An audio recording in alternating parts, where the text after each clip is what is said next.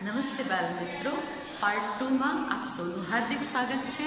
આપણે હવે વ્યવહારુ દાખલા તરફ જઈ રહ્યા છીએ, જેમાં આપણે ઉદાહરણ 5 સમજ્યા હતા।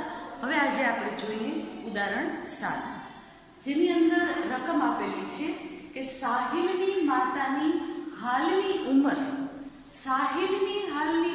કરતાં 3 ગણી છે।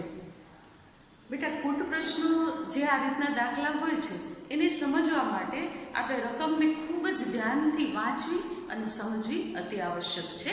માટે આપણે ધ્યાનથી એક એક શબ્દને સમજીએ કે સાહિલની માતાની હાલની ઉંમર સાહિલની ઉંમર કરતાં 3 ગણી છે। 5 વર્ષ પછી તેમની ઉંમરનો સરવાળો 66 વર્ષ છે, તો બંનેની હાલની ઉંમર શોધો। હવે જેની ઉંમર આપણે જાણતા નથી તે અજ્ઞાત સંખ્યા છે, તો એના માટે આપણે પહેલે શું કરવું પડે? ધારવું પડે। પણ આપણે સાહિલની ઉંમર ધારીશું કે માતાની ઉંમર ધારીશું? તો એ નક્કી કરવા માટે આપણે પહેલે જોઈએ કે માતાની હાલની ઉંમર સાહિલની ઉંમર કરતાં 3 ગણી છે, તો એનો અર્થ એ થયો કે જો આપણે સાહિલની ઉંમર ધારીએ તો માતાની ઉંમર એના પરથી મળી શકે છે। માટે અહીં આપણે લઈએ છીએ કે ધારો કે સાહિલની ઉંમર 1 વર્ષ છે, તો સ્વાભાવિક છે કે માતાની હાલની ઉંમર કેટલી હશે? તો એના કરતાં 3 ગણી, એટલે કે x ની આગળ 3 આપણે લગાવી દઈશું, એટલે કે 3x વર્ષ। માતાની હાલની ઉંમર કેટલી થઈ? 3x વર્ષ। હવે એમ કહે છે કે 5 વર્ષ પછી, એટલે હાલની x અથવા તો 3x જે ઉંમર છે બંનેની, એમાં 5 વર્ષ પછી શું થાય? તો આપણે એને સમીકરણની દ્રષ્ટિએ લઈએ। 5 વર્ષ પછી સાહિલની ઉંમર કેટલી થાય? તો કે x + 5 થાય। એના પછી એની માતાની ઉંમર કેટલી થાય? તો અત્યારે હાલ 3x છે, એમાં 5 ઉમેરતા 3x + 5। હવે આગળની રકમ આપણે વાંચીએ કે તેમની ઉંમરનો સરવાળો 66 વર્ષ થાય છે, એટલે એવો અર્થ થાય કે બંનેનો સરવાળો કરવો પડશે। તો આપણે અહીંયા બંનેનો સરવાળો જે સમીકરણની દ્રષ્ટિએ આપણે મેળવ્યો છે એ લઈએ છીએ। તો x + 5 વત્તા આ બંને વચ્ચે શેની નિશાની મૂકીએ છીએ? વત્તા 3x + 5। આ સાહિલની ઉંમર છે, આ એની માતાની ઉંમર છે। હવે બંનેનો સરવાળો કરતા તો પહેલા આપણે આનું સાદુરૂપ આપી દઈએ। તો સજાતીય પદો આપણે લઈએ છીએ, 6થા ધોરણમાં શીખી ગયા છીએ કે સજાતીય પદોનો સરવાળો થાય। ચલવાળા પદ અને અચળ પદ, એટલે કે 3x + x તો 4x થાય, અને 5 અને 5 કેટલા થશે? 10, એટલે કે 4x + 10। હવે બંનેનો સરવાળો કેટલો? તો કે 66, તો કુલ 66 મળે છે, તો એને સમીકરણમાં દર્શાવીશું। 4x + 10 = 66। આ પણ બંનેનો સરવાળો છે, આ પણ બંનેનો સરવાળો છે, એટલે કે આપણી પાસે ફાઇનલ સમીકરણ તૈયાર થઈ ગયું છે। હવે એને આપણે સાદુરૂપ આપી અને કિંમત શોધતા આપણે સાહિલની ઉંમર તરત જ મળી જશે, કારણ કે સાહિલ બરાબર x ધાર્યા છે આપણે। તો 4x x વાળી રકમ છે એને અહીં જ મૂકીએ છીએ, 10 ને આપણે લઈ જઈએ છીએ જમણી બાજુ, એટલે કે 66 - 10, એટલે કે 4x = 56। 66 માંથી 10 જશે, માટે 56। અહીં 4 ગુણાકારના સંબંધમાં છે, સામે આવશે ભાગાકારના સંબંધમાં, એટલે કે 56 / 4, તો આપણને જવાબ મળશે 14 × 56, એટલે કે x = 14। તેના પરથી આપણે કહી શકીએ કે સાહિલની ઉંમર કેટલી હશે? 14 વર્ષ। હવે એના ઉપરથી માતાની ઉંમર કાઢવી કેટલી સરળ બની જાય આપણા માટે, કારણ કે એની 3 ગણી માતાની ઉંમર છે, તો 3 × x, એટલે કે x ની જગ્યાએ 14 મૂકતા 14 × 42, માટે માતાની ઉંમર બનશે 42। આ ઉદાહરણ તમને સમજાઈ ગયું હશે। હવે આપણે એના પછીનું ઉદાહરણ 8 જોઈએ, જેની અંદર રકમ આપેલી છે કે બંસી પાસે 2 રૂપિયા તથા 5 રૂપિયાના કેટલાક સિક્કાઓ છે। એની પાસે 2 રૂપિયા અને 5 રૂપિયા, એને ખબર નથી કેટલા છે, પણ કેટલાક સિક્કાઓ છે। હવે 2 રૂપિયાના સિક્કાની સંખ્યા, ખાસ ધ્યાન રાખજો, અહીં સંખ્યા અને મૂલ્ય આ 2 શબ્દને બહુ જ ધ્યાનથી સમજવાનું છે બેટા। શું કહે છે કે અહીં 2 રૂપિયાના સિક્કાની સંખ્યા 5 રૂપિયાના સિક્કાની સંખ્યા કરતાં 3 ગણી છે। જો સિક્કાઓનું અહીં કિંમત આવી છે 77 રૂપિયા હોય તો દરેક મૂલ્યના સિક્કાઓની સંખ્યા શોધો. આપણે રકમની અંદર જ અડધો જવાબ હંમેશા મળી જતો હોય છે જો આપણે ધ્યાનથી એને સમજવાનો પ્રયત્ન કરીએ છીએ. એકદમ સરળ છે આ. હવે આપણે સૌથી પહેલે તો જોઈએ કે બંસી પાસે કેટલા છે? 2 રૂપિયા તથા 5 રૂપિયાના કેટલા સિક્કા છે? કેટલા છે આપણને ખબર નથી, એ આપણે શોધવાના છે. હવે એમ કહે છે કે 2 રૂપિયાના સિક્કાની સંખ્યા 5 રૂપિયાના સિક્કાની સંખ્યા કરતા 3 ગણા છે. તો આપણે ધારવાનું શું હોય? 5 રૂપિયાના સંખ્યા, બરાબર ને? તો ધારો કે બંસી પાસે 5 રૂપિયાના સિક્કાની સંખ્યા કેટલી છે? x. હવે એમ કહે છે કે 2 રૂપિયાના સિક્કાની સંખ્યા એના કરતા 5 કરતા 3 ગણી છે. તો આપણે 2 રૂપિયાના સિક્કાની સંખ્યા કેટલી કરીશું? 3x. બરાબર છે? આવી સંખ્યા. હવે આગળ જોઈએ આપણે. જો સિક્કાઓનું કુલ મૂલ્ય 77 રૂપિયા હોય એમ કહેવામાં આવે છે તો આપણે સર્વપ્રથમ જે આપણે ધાર્યું છે એના પરથી પણ એક સમીકરણ કરવા માટે આપણે 2 રૂપિયાના સિક્કાઓની સંખ્યાનું આપણે મૂલ્ય લઈએ તો એને કેટલા કરવા પડે? તો કે 3 ગણા એટલે કે 3x. અને 5 રૂપિયાના સિક્કાનું કુલ મૂલ્ય આપણે કાઢીએ છીએ જે 5 ગુણ્યા x બરાબર 5x અને 2 રૂપિયાના સિક્કાનું કુલ મૂલ્ય બરાબર 2 ગુણ્યા 3x. તો બંનેનું મૂલ્ય કેટલું મળ્યું? આનું 5x, આનું 6x.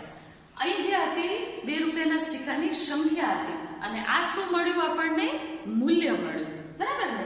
હવે આ બંનેનું મૂલ્ય આપણે જોઈએ કારણ કે કુલ મૂલ્ય આપેલું છે તો આપણે આ બંનેનું શું કરવું પડે? સરવાળો કરવો પડે. તો આમ તેની પાસે રહેલ સિક્કાઓનું કુલ મૂલ્ય કેટલું બનશે? 11x. પણ અહીં તો આપણે ફાઇનલ એની કિંમત આપી જ દીધી છે. કેટલી છે? 77. તો આપણે એમ કહી શકીએ ને કે કુલ મૂલ્ય જો 77 હોય તો 11x બરાબર 77. એટલે કે હવે એને સાદું રૂપ આપીએ જે આપણને સમીકરણ મળ્યું છે એના પરથી x બરાબર 77 ના છેદમાં 11 કારણ કે x અને 11 નો સંબંધ ગુણાકાર, સામે જાય માટે ભાગાકાર. તો x બરાબર કેટલા મળશે આપણને? 7. બરાબર ને? તો એના પરથી આપણે એમ કહી શકીએ કે 5 રૂપિયાના સિક્કાઓની સંખ્યા x છે તો x એટલે 7. કેટલા સિક્કાઓ હશે? 7 સિક્કા. અને 2 રૂપિયાના સિક્કાઓની સંખ્યા 3x છે એટલે કે 3 ગુણ્યા x ની જગ્યાએ આપણે જે કિંમત આવી છે એ 7 મૂકતા 21. એટલે કે 2 રૂપિયાના સિક્કાની સંખ્યા કેટલી થઈ? 21. હવે આપણે લઈએ ઉદાહરણ 11 જેની રકમ આપેલી છે દેવસી પાસે 50 રૂપિયા, 20 રૂપિયા અને 10 રૂપિયા ના મૂલ્યની કુલ 590 રૂપિયાની ચલણી નોટો છે. ખાસ ધ્યાન રાખજો બેટા કે અહીં કિંમત આપેલી છે કે કુલ 590 રૂપિયા એની પાસે દેવસી પાસે છે પણ જેમાં 50 રૂપિયા પણ છે, 20 રૂપિયા પણ છે અને 10 રૂપિયા પણ છે. હવે 50 અને 20 રૂપિયાના મૂલ્યની ચલણી નોટોનો ગુણોત્તર 3:5 છે. પહેલે તો રકમને ધ્યાનથી સમજીએ કે એ કયા પ્રમાણમાં છે. 50 અને 20 ની નોટો એની પાસે તો કે 3:5 ના પ્રમાણમાં છે. જો તેની પાસે કુલ 25 ચલણી નોટો એટલે કે 10, 20 અને 50 ની થઈને કુલ કેટલી નોટ થાય છે? 25 ચલણી નોટો થાય છે એની પાસે. તો ઉપરોક્ત મૂલ્યો એટલે કે 590 ની કુલ જે નોટ છે એની સંખ્યા શોધો. આપણે શોધવાનું શું છે? નોટોની સંખ્યા. તો સૌથી પહેલે તો ગુણોત્તર આપેલું છે એટલા માટે આપણે ધારીશું ધારો કે ₹50 અને 20 ના મૂલ્યવાળી નોટોની સંખ્યા અનુક્રમે 3x. ધ્યાન રાખજો અહીંયા માત્ર x નથી, ગુણોત્તર છે માટે 3x ઈ કોની આવશે? 50 ની. અને ₹20 ની કેટલી આવશે? 5x. તો તેની પાસે કુલ હવે 25 નોટો છે એ આપણે જાણીએ છીએ. એમાંથી આપણને ખ્યાલ આવી ગયો કે 50 ની નોટ જે સૌથી પહેલા એ કેટલાની છે? 3x ની. અને 20 ની કેટલી છે? 5x. બરાબર છે? હવે આપણે 10 ના મૂલ્યનું આપણે ગુણોત્તર આપેલો નથી પરંતુ આપણે એને શોધીશું કઈ રીતે? તો કે ₹10 ના મૂલ્યવાળી નોટોની સંખ્યા કુલ ખબર છે કે 25 નોટો છે. તો 25 માંથી આ બંને જે નોટો આપણે ગુણોત્તર કાઢ્યો છે એનો સરવાળો બાદ કરી નાખીએ તો બાકી હશે એ કોની હશે? 10ની નોટોની સંખ્યા. એટલે કે 25 ઓછા 5 ને 3 8 એટલે કે 8x. તો આ રીતે આપણે નોટોની સંખ્યા સ્પષ્ટ સમીકરણના સ્વરૂપમાં મળે. હવે આપણે એને રકમની દ્રષ્ટિએ, કારણ કે એનું મૂલ્ય આપેલું છે, તો આપણે એ રીતે શોધીએ કે તેની પાસે રહેલી રકમ કેટલી. તો કે 50ની નોટ દ્વારા જો આપણે ગણતરી કરીએ તો 50 રૂપિયા હોય તો આપણે એને કેટલાથી ગુણવા પડે? 3x. દાખલા તરીકે તમારી પાસે 50ની 3 નોટ છે તો તમે શું કરશો? તમારી પાસે કેટલા રૂપિયા થયા? 5 તેરી 15, 150 રૂપિયા થયા. બરાબર છે? તો એ જ રીતે 3x જે નોટ છે એને 50 રૂપિયાથી ગુણતા એનું મૂલ્ય શું મળશે? 150x. કારણ કે 5 તેરી 15 અને 0 લગાડીએ 150x. હવે એવી રીતે આપણે જોઈએ તો રૂપિયા 20ની નોટ દ્વારા 5x એની જે નોટની સંખ્યા છે એને કેટલાથી ગુણીશું આપણે? એના મૂલ્ય 20 છે તો 20 થી ગુણીએ છીએ તો 20 50 100 એટલે કે 100x મળશે. ત્યાર પછી 10ની નોટ આપણે જોઈએ તો 10ની નોટની સંખ્યા છે 25 ઓછા 8x. એને ગુણ્યા 10 કરતા આપણે મળશે 25 ગુણ્યા 10 તો 250 અને 10 ગુણ્યા 8 80. માઇનસની નિશાની છે માટે -80x. આ ત્રણેયનું મૂલ્ય આપણી સામે છે. તેથી તેની પાસેની કુલ રકમ, આપણે કુલ રકમ જાણવી છે ને, કારણ કે કુલ આપણે મૂલ્ય આપ્યું છે 590.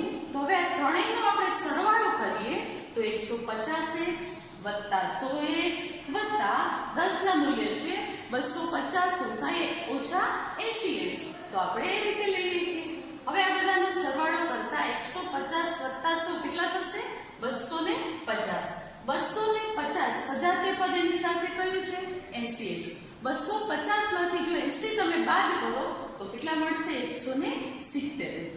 એટલે આ રીતે એનો સજાતીય પદ છે એનો ત્રણેયનો સરવાળો આપણને મળશે બાદબાકી સાથેનો 170x.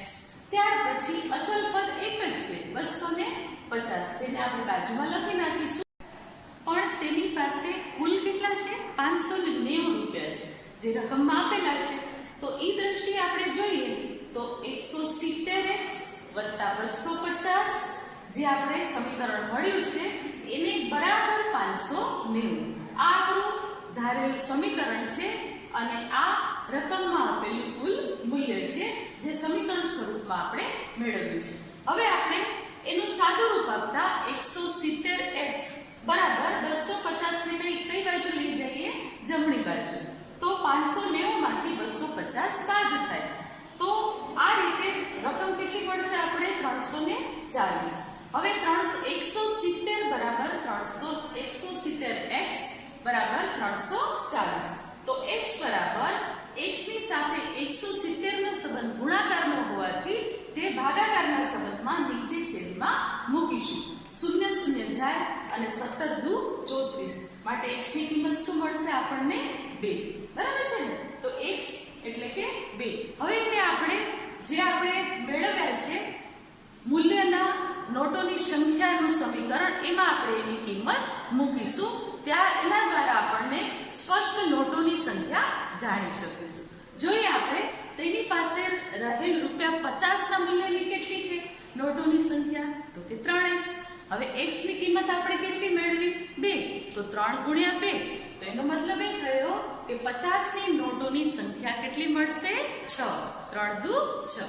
હવે એ જ રીતે રૂપિયા 20 ના મૂલ્યની નોટોની સંખ્યા આપણે જાણીએ જેનું સમીકરણ આપણે બનાવ્યું છે 5x. તો 5x પ્રમાણે x ની કિંમત મૂકતા 5 ગુણ્યા 2 તો આપણને કેટલા મળશે? 10. તો 20 રૂપિયાની નોટોની સંખ્યા કેટલી હશે? 10. એવી જ રીતે 10 ના મૂલ્યની આપણે નોટોની સંખ્યા લઈએ જેનું સમીકરણ છે 25 ઓછા 8x. તો આપણે x ની કિંમત એની જગ્યાએ મૂકતા 25 માઇનસ કૌંસમાં 8 ગુણ્યા 2. 8x એટલે 8 ગુણ્યા 2 તો 8 દુ 16 એટલે કે 25 ઓછા 16. 25 માંથી 16 બાદ કરતા કેટલા મળશે? 9. તેના પરથી કહી શકીએ કે રૂપિયા 10 ના મૂલ્યની નોટોની સંખ્યા 9 હશે. હું આશા રાખીશ કે ઉદાહરણ તમે જે આ અઘરાવાગરું હતું એ ખૂબ જ સરળતાથી સમજાઈ ગયું હશે અને આ રીતે આગળ તમે ખૂબ જ આસાનીથી દાખલા કરી શકશો. હવે પછી જે સ્વાધ્યાય છે એના શરૂઆતના 1 અને 2 દાખલા તમે હોમવર્કમાં કરીશું.